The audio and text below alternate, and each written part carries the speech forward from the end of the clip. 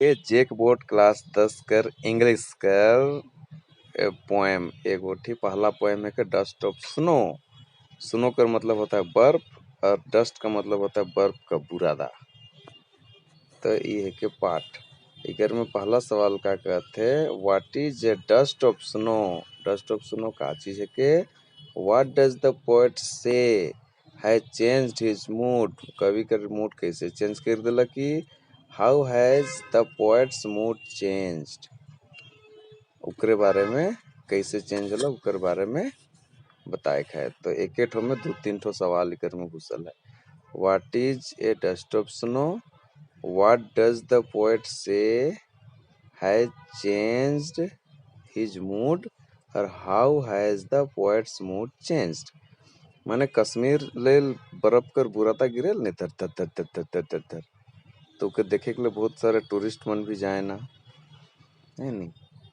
तो उकर बर्फ कर उके देखबे बहुत सुकून मिले लगो टेंशन में रियल आदमी टेंशन फ्री हो जाए।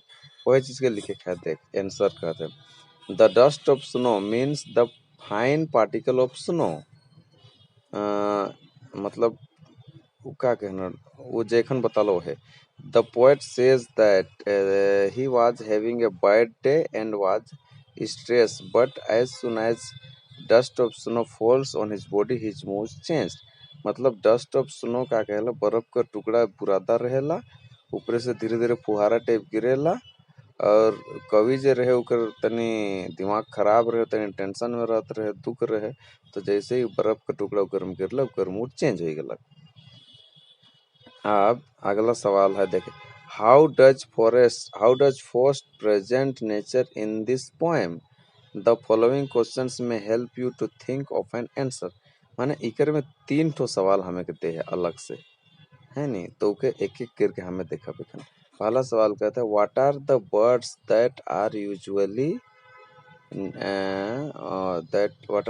Usually named in poems. Do you think crow is often mentioned in poem? What image come to your mind when you think of a crow? कहते कि इकर में कौन कौन चिड़िया मनक नाम इकर में मेंशन है और कौआ जे है उकर मेंशन है कि नहीं वाला पोएम में। और कौआ के जैसे ही सोचिला हमार दिमाग में कैसन इमेज बनेला कैसन उकर फोटो बनेला नहीं जैसे कैसन सबसे गंदा चिड़िया ओहे उकर आवाज भी साउंड भी ठीक ना के उसन टाइप। तो कौआ कर तो इकर में यूज नहीं हो है नहीं लेकिन जैसे ही कौआ कर नाम ले हमें कैसे कैसे इमेज आवेला। तो वह कहते हैं what are the words that are usually named in the poem. मतलब इस कविता में कौन कौन से चिड़िया कर नाम आया है जैसे बुलबुल बुल कोयल सी तेरी बोली कुकू कुकू इसन टाइप गाना मन है नहीं। तो देख कि हम एक एक पॉइंट करके देखब। The birds that are usually named in poems are cuckoo nightingale swallow. देखी कर में कौन कौन चरी का नाम है कुकू माने कोयल नाइटिंगेल माने बुलबुल स्वेलो तो हमें 9 क्लास में भी पढ़ रही एक ठो में।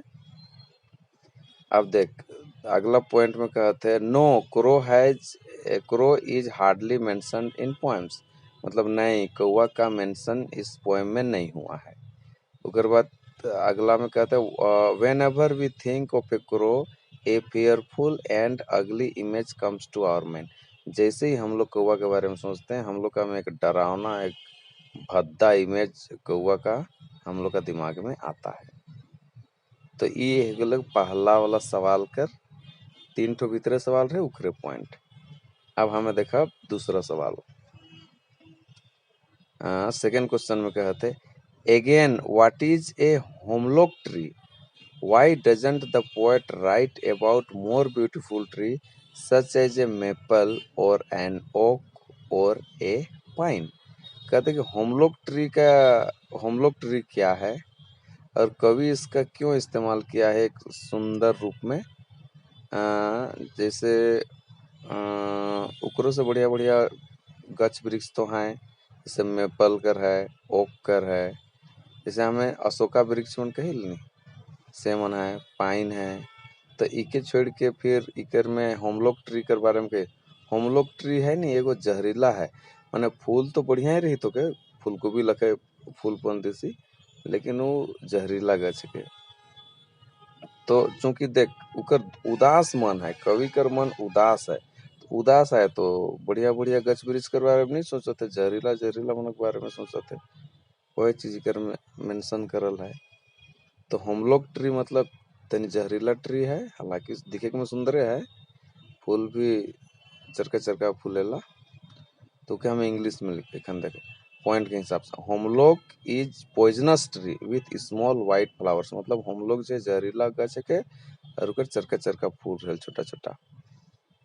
अगर बाद अगला पॉइंट कहते the poet does not write about more beautiful trees such as a maple और एन ओक और a pine because when poet wrote this poem he was in sad mood, he wants to match the sense of the poem with his mood। कहते कि जखन कवि beautiful सुंदर सुंदर गछ मन वर्णन इसलिए नहीं कही रहे कि वो दुखी रहे, और दुखी रहे ये सुंदर पेड़ में है नहीं, मेपल ओक पाइन ये सब सुंदर गछ मन है, लेकिन उके छोड़ के ये होमलॉक ट्री के बारे में डिस्कस कही रहे, क्योंकि उकर दिमाग तनी खराब रहे है ना, दुखी रहे। तो दुखी मन में दुखी दुखी आवत है। अब अगला तीसरा एकरे में सवाल है, what do the crow and hemlock represent joy और sorrow. What does the dust of snow that the crow shakes off a hemlock tree stand for। इधर हम कहते नहीं, कौवा चूंकि भद्दा है और हमलोक ट्री भी जहरीला है, लेकिन ई दुयो कवि के कैसे खुश कर लें, कवि इकर से कैसे खुश होलक, खुश होलक कि दुख होलक, एकरे बारे में बताए है। ओकर बात कहते जैसे ही डस्ट के कौवा गिरालक, कौवा जे रहे उकर गछ कर डायर में बैठ के उके हिला दिलक, तो उकर में जब बर्फ रहे से उकर गतर में गिरलक, तो उकर गतर में गिरलक तो खुश ही गेलक। तो वही चीज के इकर में वर्णन करेगा हमें के।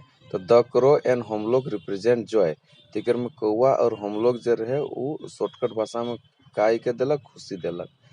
ओकरे में दूसरा पॉइंट है the dust of snow that are crow shakes off a hemlock tree stand for joy as it changes the mood of the poet for being sad to joyful. तो ओकरे से कौवा हिला देलक, ओके गिरलक और ई खुश हो गेलक, बर्फ गिरलक ओकर में। लास्ट क्वेश्चन है कि what was the mood of the poet in the beginning of the poem, माने शुरू में कवि कर मूड कैसन रहे, तो इकर उत्तर है sad mood, happy mood, confuse, तो इकर में मुकला के सैड मूड हो जाई। चल इके तो देख हिंदी में तो बहुत ही आसान लागल, खाली इंग्लिश में तनी पढ़ पढ़ के इके समझे के जरूरत है, और बाकी बात कोई दिक्कत नहीं है। एक बार कहानी समझ में आ गलक तो पढ़ते पढ़ते पढ़ते पढ़ते इंग्लिश भी समझ में आते जाए। पाठ खत्म।